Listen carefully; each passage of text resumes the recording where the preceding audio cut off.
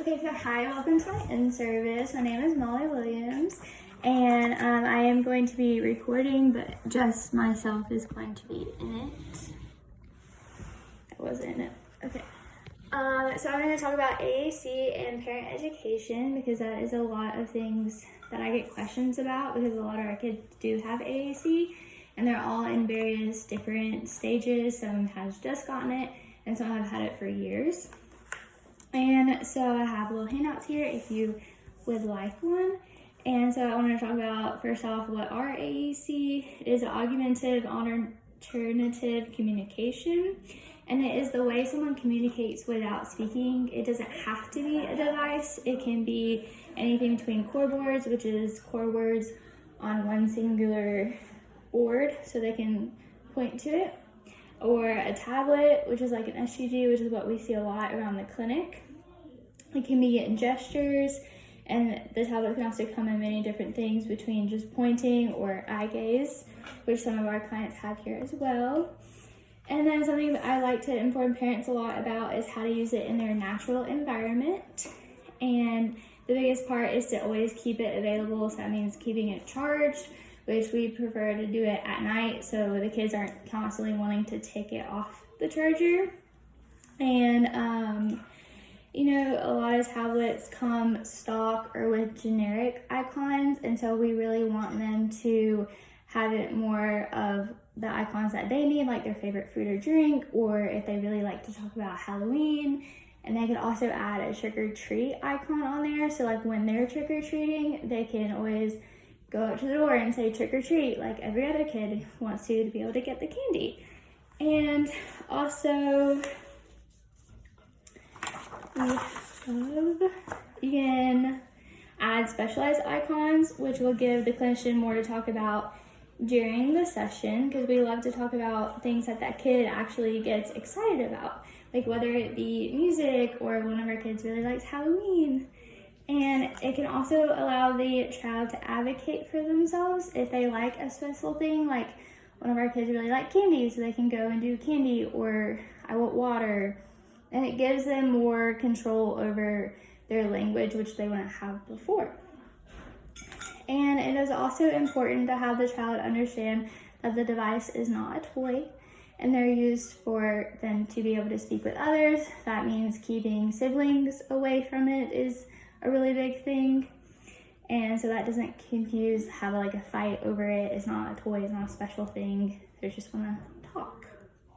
And then also, a lot of our kids do have autism, and they like to stim on one certain thing. And so the best thing to do is to redirect them, take it away, make them look at you, redirect them to a different toy, and then bring it back so they know it's not a toy. This is not something that's just for fun. It is so you can communicate and talk with others. And also, one thing that I thought was really nice would be have it at mealtime so they can say more if they're full, what they would like. Also adding certain toys that they like to play with, or having their favorite TV shows, which some of our kids have as well. And then I wanted to talk about the steps to receiving an AAC device. First, the SLP does the evaluation and makes a referral, and that can take some time or not, depending on if the child has a previous device or not. And you have to have previously tried 3 other forms of AAC, which can be ASL, a core board, or talking, like if they're expressive or language or not. And then the AAC company will come out and represent all the different devices, and then the parent, the SLP, and the company representative will talk and discuss what the best thing is. If they are still unsure and maybe in between 1 or 2, then they can do a trial, and that lasts up to 4 weeks. And then something I wanted to note, which one of our parents actually didn't realize, is they won't start their process of requesting a device until the 4 weeks is up and they have received their trial device back. So the child would go without a device for some time, and that is also really important to understand with the parent too. And then after that, the SLP completes various paperwork on which device they would like, their previous sight, their previous expressive and receptive language, as well as anything else they saw during previous sessions, and a physician also needs to sign off on it. Right, and next we can talk about parent instruction. I found a really cool article about this, and I linked it if I wanted to read any of them. And so the current study utilized storybook reading, which is something I do a lot in clinic, so I thought that was really cool to find one that talks about it. And it allows the focus to be fully on communication and not too much on the motor skills, because it can be a lot if they're trying to learn it, having to go back through the different tabs. And this way we can just put it on the books. And like one day I read Brown Bear, and they just could do the little bit on that one screen. And it was very great. We got a lot out of it. And also my client said the whole book verbally after that too. So that was a really cool day. And overall, this activity really showed improvement, and it was a great way to involve the parents, because it can be done in a natural environment whenever you read a book with your kid, which a lot of parents naturally do at the end of the day, or whenever they have like some time on the weekend. It can be very useful. And then next, I also added some extra resources on here, and they're all from the ASHA website, and they're all really great. We can give to parents if they need it. And then I also wanted to talk about, flip this over, before AAC actual devices, because a lot of these I wasn't like completely sure what came before a device, and it could be really great to inform parents of as well. So the Picture Exchange Communication System, also known as PECS, it is a very common first step before having a device or an SGD to see if they would be good for picking different, like pointing to different things on an actual thing, or giving you a picture, which is what the PECS is. And this study that I labeled was actually really cool, because they were like, this is a great system, but how would it work in a group setting? And so they actually did it at a summer camp for a bunch of kids.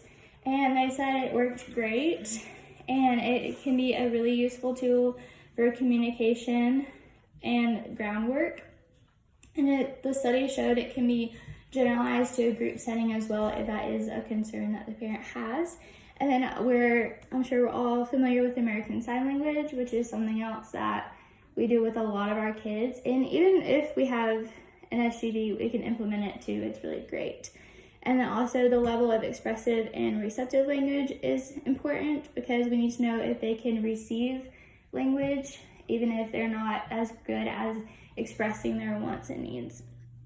And then the core board lastly is to know if they're good to like point to different things, because that would be what an SGD would have, or later a device, if that is something they want to do. And then lastly, I just wanted to throw in here how to implement into schools. I would like to note to always have SGD or device fully charged, because that is something that has been an issue for some of our kids. And also having teacher education, making sure the parent knows their rights and what they can ask for. And I'm sure they'll also help out with the IEP meeting, but just to really, get in that these can be used during the day. They can just like sit on the desk and have available for the kids is the biggest thing. And I also, lastly, is just to advocate for the child, which I know we all do, but really getting our parents to do it in all types of settings as well. All right, we just have a little bit of a minute left. Do you have any questions? What is something that a parent can say to their child's teacher